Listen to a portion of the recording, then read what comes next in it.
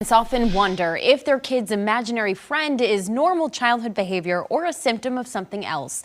Dr. Lewis First is here to explain in this morning's First with Kids.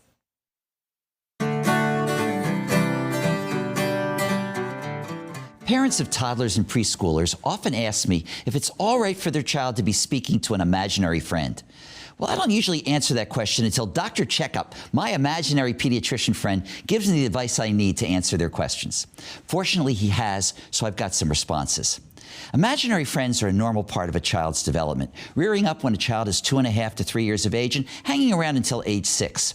More than 2/3 of children will have one at some time during the toddler and preschool years. They can have names, personalities, and may even be taking up space in your child's bed, so you need to be careful or you may sit on them. Be aware that having an invisible or imaginary friend is not a sign of loneliness, poor social skills, or other serious problems. In fact, having one may be a wonderful way to stimulate creativity and imagination.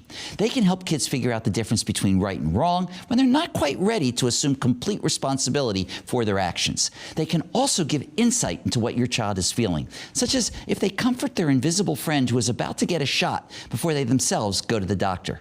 On the other hand, don't let your child's imaginary or invisible friend be your child's only companion, and don't let them shift the blame all the time to that friend.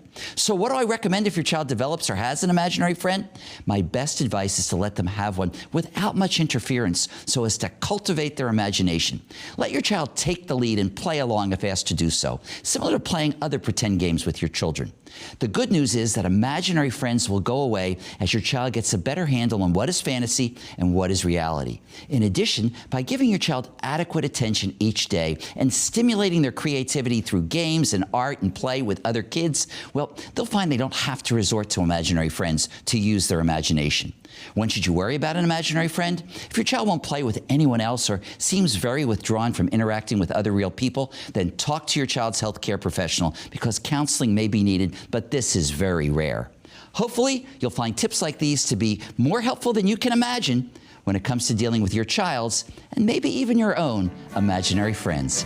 This is pediatrician Dr. Lewis First from the University of Vermont Children's Hospital, reminding you to always be first with your kids.